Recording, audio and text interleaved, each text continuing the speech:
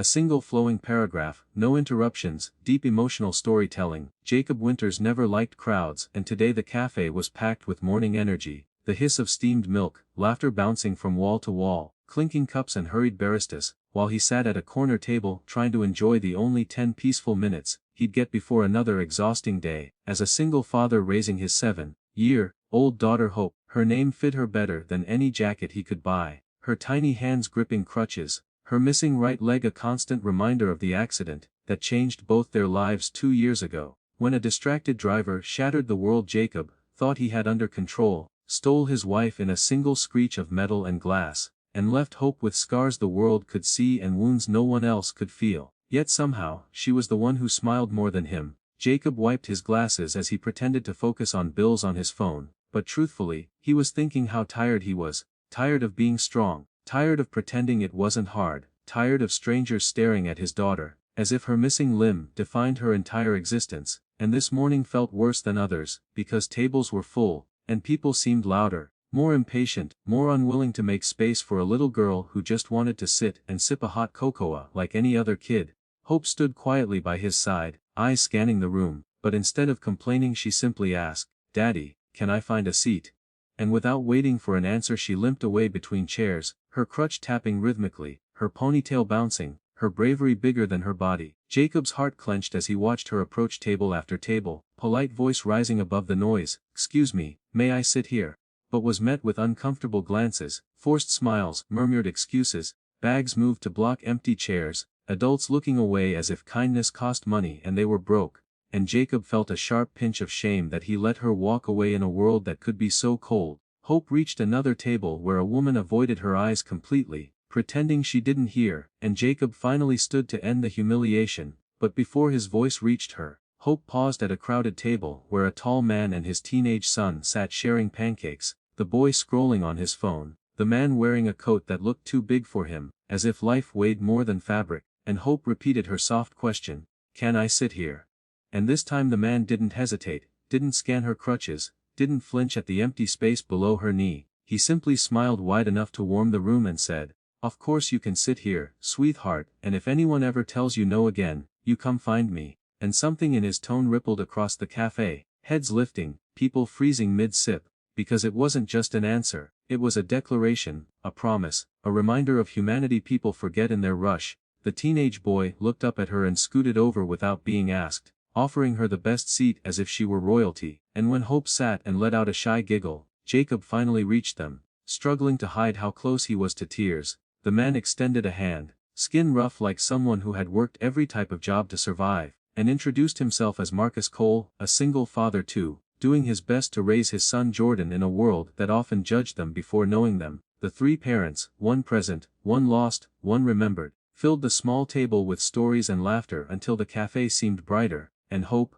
sipping cocoa with whipped cream mustached across her lip, leaned toward Marcus and asked with childlike honesty, "Why did you say yes when everyone else said no?" And Marcus answered in a voice that could soften stone, "Because every seat is yours the moment you ask, baby girl. The world belongs to kids brave enough to keep walking toward it." And in that instant the entire cafe fell silent under the weight of truth, so pure it made strangers blink hard, because somewhere in their hearts they knew they had turned away from the very thing that made them human. Baristas paused mid-pour, customers bowed their heads, and Jacob realized that sometimes one sentence, one chair, one act of kindness could heal pieces of life he thought were broken forever. And that was the moment a story began, one of loss and healing, one of strangers becoming family, and one of a girl with one leg who carried more courage than most armies, teaching everyone who crossed her path what it meant to sit, stand, and walk through life, no matter what tried to stop you. Jacob never imagined a simple cafe moment could change the pulse of his life.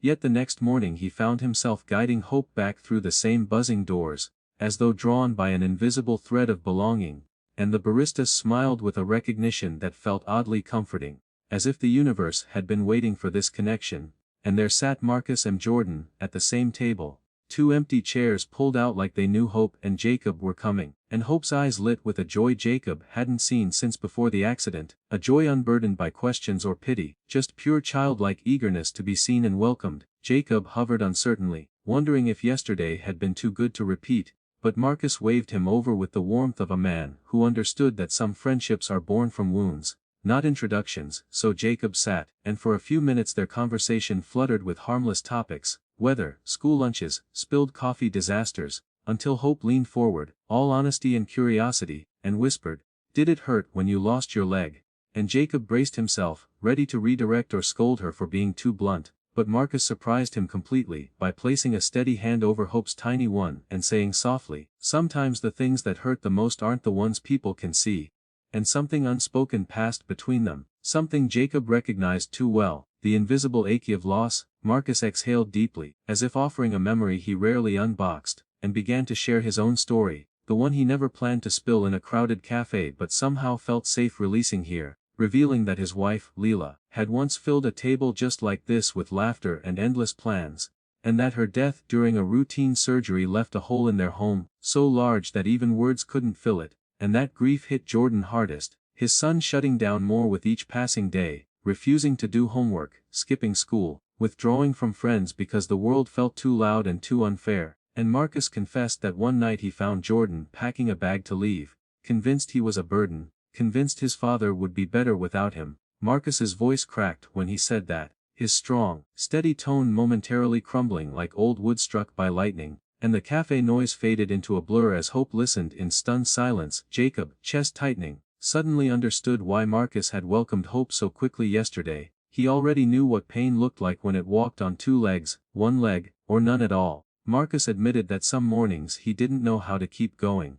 But he did anyway, because that's what parents do. They walk through fires their children don't know exist, and they pray that courage will be enough. Jordan stared at his hands as Marcus spoke, and then, in a low voice edged with both embarrassment and pride, he whispered that meeting Hope yesterday made him feel like he wasn't the only kid carrying a story heavier than his backpack, because if she could smile after everything she lost, maybe he could too. Jacob felt tears sting his eyes uninvited, and before he could speak, Hope reached across and squeezed Jordan's hand with her tiny fingers, saying in her bright, matter-of-fact way, "We're all broken somewhere, but broken pieces make the best new shapes." And the entire table fell still, stunned by the simplicity and weight of her words. In that moment the cafe transformed, not just a place to sit and sip warm drinks, but a sanctuary where three wounded hearts and two children learning to rebuild found themselves bonded by loss that hurt differently, but echoed the same. And Jacob realized that life sometimes sends the right strangers at the exact moment your knees are about to buckle, strangers who carry scars like yours, strangers who remind you that you're not weak, you're surviving. And as the four of them shared breakfast, it wasn't coffee or cocoa that warmed them, but a certainty that maybe, just maybe, none of them were meant to walk their hardest chapters alone ever again. The following week unfolded like a quietly beautiful promise, because without planning it, without calling or texting or even thinking it through, Jacob and Hope returned to the cafe every morning, drawn by a strange magnetism stronger than routine or habit, and each time they walked through the glass doors, Marcus and Jordan were already there, or arrived a heartbeat later, as if all four souls had chosen the same refuge subconsciously, a place where nobody had to pretend, nobody had to explain what they'd lost, and nobody had to apologize for the cracks in their hearts. The baristas began noticing it first, whispering behind the counter that the morning family was back, and the regular customers recognized them too, watching as the same table in the corner became occupied with the same faces, and gradually people stopped claiming that spot, as if something sacred was happening there, something invisible but impossible to ignore. Hope, who had once feared the curious stares and whispered questions from strangers, now walked into the cafe with her chin held higher, her crutch tapping confidently, one step, then a swing, then another, her rhythm matching her growing strength. And even Jordan began to lighten, shoulders relaxing, eyes sharpening with curiosity instead of grief, laughing at Hope's ridiculous jokes, teasing his dad about his mismatched socks, sharing stories about school that he used to keep locked inside. Jacob felt something shifting within himself too, a warmth he hadn't allowed in since the accident, a peace that loosened his tight chest whenever Marcus clapped a hand on his shoulder and asked, "How's my man holding up today?" And slowly, Jacob realized he had started looking forward to mornings instead of dreading them. One day, while their cups steamed on the table, the cafe owner, a silver-haired woman named Rosa, who had watched them come and go with gentle eyes, approached, and placed a small wooden plaque on the wall just above their seat, a plaque engraved with 4 simple words, "Reserved for Kindness." The moment it caught their eyes, the cafe fell into a hush, as if every sound paused to honor it. Rosa explained that she had overheard Hope's first request for a seat, had watched the shame and courage and tears hover around that moment, and she wanted to make sure no child, no person, ever came into her cafe and felt unwelcome again. Marcus blinked, wide-eyed, Jacob swallowed hard, and Jordan's jaw dropped. While Hope touched the plaque like it was a treasure, suddenly people around them shifted too. Customers began moving their bags off empty chairs more quickly, offering smiles instead of excuses, and some even asked to join their table for a few minutes. Drawn by the warmth that radiated from it like a small sun in a cold city, soon stories began to accumulate in that corner like stacked books, strangers sharing heartbreaks, students confessing dreams, parents laughing through their exhaustion, and every day Marcus and Jacob discovered that sometimes a simple table could become a lifeline, a harbor, a church without stained glass. But the table did more than welcome others, it changed them from inside out, because Hope and Jordan, two kids who might have drifted alone down dark paths, found cheer and confidence blooming in each other's presence, their friendship forming like a bridge built plank by plank from shared pain and matching bravery. And Jacob sometimes caught himself smiling for no reason at all, a feeling he once believed had died with his wife. Though life outside the cafe still demanded struggle, bills still needed paying, grief still whispered on lonely nights, and the world still judged more than it understood, inside that cafe, surrounded by new family, Hope felt less like a name and more like a future, and none of them knew it yet. But what they were building at that small wooden table would soon be tested in ways deeper than all the mornings before, because a world changed by kindness is still a world full of battles, but at least now, they wouldn't face them alone. The glow of the cafe sanctuary followed Hope into her school, like a tiny lantern she carried inside her chest, filling her with a courage she didn't fully recognize yet, and for the first time in months she walked into her classroom, without shrinking behind her crutch,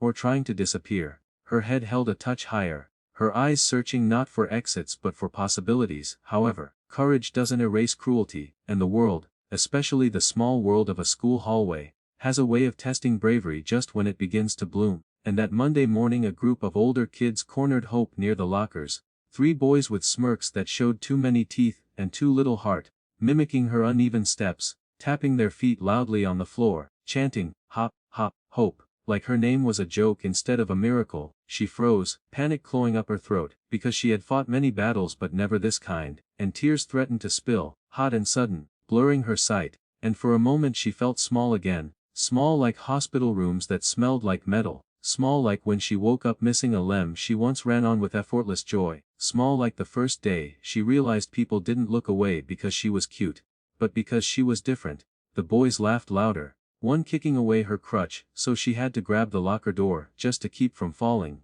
and just as she opened her mouth to call for a teacher or scream or crumble, a voice thundered down the hallway like a storm breaking open. "Pick on someone who can outrun you in heart, not someone half your size." And every head turned to see Jordan standing tall at the end of the hall, face flushed with fury, backpack dropped on the floor, eyes blazing with the fierce protectiveness of someone who had been broken himself, and had no tolerance for anyone breaking someone else. Without thinking, he stormed forward, planting himself between Hope and the boys, not with fists, but with a presence that said, "You will not touch what I care about." And though he was only a kid, the certainty in his stance made the hallway feel like a courtroom, and he was both judge and defender. The bullies scoffed at him at first, but Jordan didn't flinch. He stared each one down and said in a voice that trembled with equal parts fear and power, "You don't get to laugh at someone who's stronger than you'll ever be. She walks every day on courage, while you walk on 2 perfect legs and still trip on your own meanness."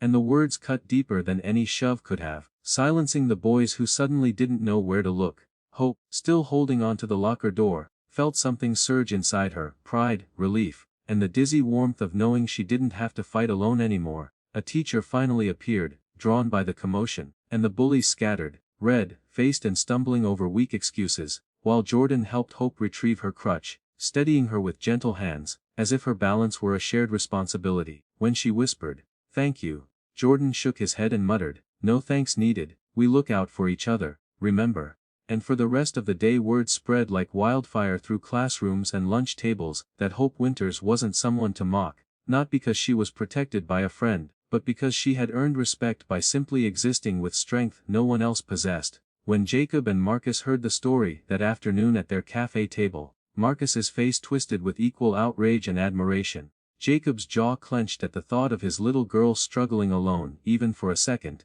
And then both fathers looked at Jordan, who suddenly seemed taller than ever, and realized that this brotherhood forming between their children was more than friendship, it was armor forged in loss and shaped by love. And though none of them said it aloud, each one felt a quiet oath settle in the space between them, that no matter how cruel the world could be, kindness and loyalty would always hit harder, last longer, and come back stronger. And from that day forward, Hope walked into school not as the girl with one leg, but as the girl with the brave heart, and the friends who walk beside her. And sometimes that is enough to change an entire world. Jacob had always believed that grief worked like weather. Storms would come, yes, but eventually they would pass, leaving space for sunlight and quiet skies. But as the months wore on, he discovered grief was less like weather and more like a tide, sometimes gentle, sometimes violent, always returning no matter how often he convinced himself he'd learned to breathe underwater. And on one particularly difficult night, long after Hope had fallen asleep with her stuffed rabbit tucked under her remaining leg, and dreams swirling beyond pain or memory, Jacob found himself sitting alone on the living room floor, knees pulled tight to his chest, surrounded by stacks of unpaid bills, job applications rejected politely, photos of his wife that he couldn't bear to put away and couldn't stand to look at, and a terrible, suffocating silence that only widowers and soldiers understand. The day had been brutal. Hope had come home beaming about Jordan defending her. But beneath the pride Jacob felt a bruise of helplessness, imagining his little girl face to face with cruelty while he sat in an office swallowing orders from a boss who reminded him daily how expendable he was. And even though Hope insisted she was fine, Jacob couldn't shake the image of her wobbling on one leg, holding herself upright against a world that sometimes pushed instead of held. That night, something inside him cracked, not loudly or dramatically, but like a hairline fracture in glass that suddenly spiders outward before the whole pane collapses. And without even realizing it, Jacob's breath hitched, his shoulders shook, and tears spilled onto the carpet, hot, relentless, uninvited, grief, exhaustion, fear, love, all pouring out in jagged sobs he had denied himself for too long. He cried for his wife, for the woman who used to hold his hand during storms,